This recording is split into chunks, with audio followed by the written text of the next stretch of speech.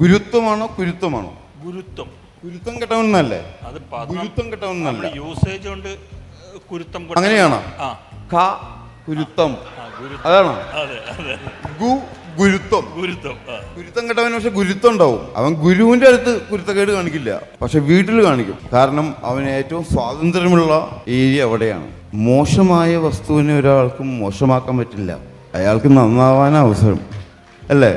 നന്നായിരിക്കുമ്പോൾ എപ്പോൾ വേണമെങ്കിലും മോശമാവാം. ഈ സ്വതന്ത്ര ചിന്ത ഉണ്ടാവണമെങ്കിൽ നമ്മൾ കുരുത്തം കെട്ടവനായിരിക്കണം. കുരുത്തക്കേട് കാണിച്ച് നടക്കുന്ന പയ്യനായിരിക്കണം ചെറുപ്പത്തിലെ. അതായത് അങ്ങോട്ട് പോരാടാന്ന് പറഞ്ഞാൽ അങ്ങോട്ടേ പോവാൻ അല്ലേ?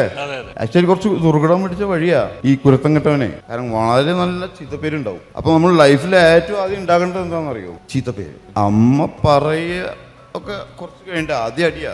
അമ്മ സ്കൂളിൽ പഠിപ്പിച്ചിട്ടുണ്ട്, ആ സ്കൂളിൽ ഞാൻ പഠിച്ചിട്ടില്ല.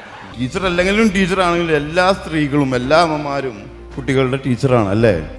അവന്റെ കോസ്റ്റ്യൂം ഡിസൈനറാണ്, അവന്റെ ഡോക്ടറാണ്, അവന്റെ കുക്കാണ്, എല്ലാം അറിയുന്നതാണ് അമ്മ. ചില കുട്ടികൾ പറയുന്നത് അമ്മ ഹൗസ് വൈഫാണ്. ലോകത്തെ ഏറ്റവും ഡിഫിക്കൽട്ട് ആയിട്ടുള്ള ഒരു ജോലി, ഇതിലും വലിയൊരു ജോലിയില്ല. അതുകൊണ്ടാണ് ഞാൻ ഇപ്പോഴും അടുത്തൊരു വിവാഹത്തിന് മുതിരാത്തത്. കാരണം വേറൊരാൾ ഇത്രയും വലിയൊരു ജോലി ചെയ്യിപ്പിച്ചിട്ട് നമ്മൾ പുറത്ത് ചില്ല് ചെയ്ത് നടന്നിട്ട് എന്താ കാര്യം?